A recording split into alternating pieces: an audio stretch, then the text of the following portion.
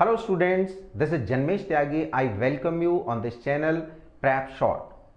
इस Prep Short पे basically आप क्या कर सकते हैं, you can access the free content for the one day examinations. So one day examination में अगर आप बेस्ट अपना एफर्ट चाहते हैं, बेस्ट कंटेंट चाहते हैं, तो obviously you must go through Prep Short. तो शुरुआत करते हैं. Basically I would be teaching you English, और इंग्लिश में भी हम बेसिकली किस पे फोकस करेंगे. हमारा फोकस होगा बेसिकली प्रैक्टिस पे, यानी कि we would be taking the questions that has been asked in previous examinations. तो चलिए शुरुआत करते हैं बिल्कुल बेसिक से. और बेसिक में अगर हम देखें तो it is the parts of speech. मैं एक क्वेश्चन यहां पे लेता हूं और आप जरा ध्यान से देखेंगे. क्वेश्चन है हमारा, the cattle is grazing in the field. तो बड़े ध्यान से देखें, हमारा क्वेश्चन है the cattle is grazing in the field. अब हमें ये देखना है क्या ये सेंटेंस हमारा सही है या फिर एज अ कॉमन एरर इसमें कोई एरर हमारे पास है. तो ध्यान से देखो, cattle is grazing in the field. क्या करते हैं वो कॉमन एरर्स में, इसको कुछ पार्ट्स में डिवाइड करते हैं लाइक दिस, एंड लास्ट में क्या लिखेंगे, नो एरर. 4 पार्ट्स में इसको देंगे. ये होगा आपका ए, ये होगा B, C and then D. फिर आपसे पूछा जाएगा कि you have to tick the option which has और विच कंटेन्स एन एरर. मैं आपको बताता हूं, अगर हम इस सेंटेंस को पढ़ें, the cattle is grazing in the field, ये बिल्कुल सही लग रहा है देखने में, but focus on this word cattle. ये जो कैटल वर्ड है बेसिकली इसका मीन्स क्या होता है, मवेशी. हिंदी में हम इसको कहते हैं मवेशी या इसको कहते हैं पशु. बेसिकली इस वर्ड को अगर हम देखें तो ये देखने में कैसा लग रहा है, सिंगुलर. ये कैसा लग रहा है हमें, सिंगुलर. लेकिन बड़े ध्यान से देखो, ये क्वेश्चन हमारा, ये वर्ड हमारा कैसा है, ये प्लूरल है. यानी देखने में सिंगुलर है बट वास्तव में ये क्या है, प्लूरल है.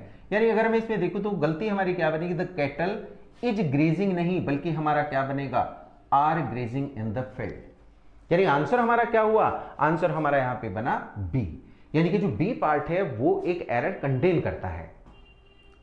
ऐसे क्वेश्चंस आपके प्रीवियस एग्जामिनेशंस में पूछे जाते हैं. और अगर मैं वनडे की बात करूं तो हर एग्जाम में ऐसे क्वेश्चंस नाउन बेस्ड 100% आते हैं.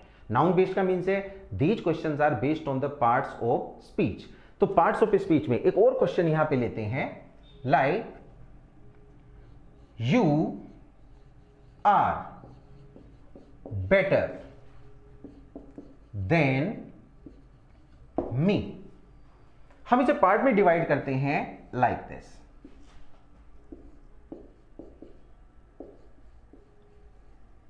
Option A, option B, C and then D. Now see, can you guess के यहां पे किस पार्ट में एक एरर है. क्या हमारा पार्ट ए है जिसमें एरर है, बी है, सी है या फिर डी है. अगर हम ध्यान से देखें तो जनरल कॉन्वर्सेशन में, हम जो डेली कॉन्वर्सेशन करते हैं उस कॉन्वर्सेशन में ऐसे सेंटेंस खूब बोले जाते हैं, you are better than me, और हम उसको अंडरस्टूड भी करते हैं कि हाँ बिल्कुल सही है क्योंकि हमें मीनिंग पता चल गया है. बट गाइज यहाँ पे प्रॉब्लम है. क्या प्रॉब्लम है, you are better than me, ये गलत होगा. बेसिकली अगर हम इसको देखें तो क्या बनेगा हमारा, you are better than I. अब आप पूछेंगे ऐसा क्यों, तो इसका रीजन सबसे बड़ा ये है कि the time we compare to pronounce, अगर हम दो प्रोनाउन की कंपैरिजन करें, उनकी तुलना करें, लाइक यहां पे किसका कंपैरिजन है, यू का कंपैरिजन आई से हुआ है.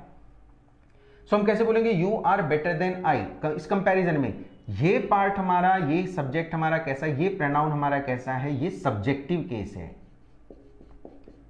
ये क्या है हमारा, सब्जेक्टिव केस. तो 100% देन के बाद जो भी प्रोनाउन यूज होगा वो भी हमारा कैसा होगा, वो सब्जेक्टिव होना चाहिए. यानी अगर हम इन दोनों सेंटेंसेस की बात करें, दो सेंटेंस में एक बात हमारे सामने है. फर्स्ट नंबर, इफ आई से, हमें क्या देखना है, ऐसे नाउन जो दिखने में सिंगुलर है बट होते प्लूरल है, दिखने में प्लूरल है होते सिंगुलर है, पे फोकस करना है. यानी हमें क्या करना है, हमें नाउन को देखना है क्या वो सिंगुलर है या फिर प्लूरल है. अब इसके लिए हमें क्या करना पड़ेगा, will have to go through all the nouns. वो नाउन्स जो आपके एग्जाम में पूछे जा रहे हैं उन सबको हमें बढ़िया से देखना होगा, हमें याद होने चाहिए.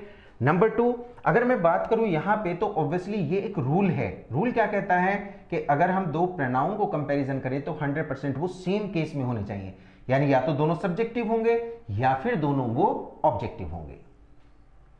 तो ये बेसिकली हमारा नाउन एंड प्रोनाउन पे बेस्ड 2 क्वेश्चंस हैं।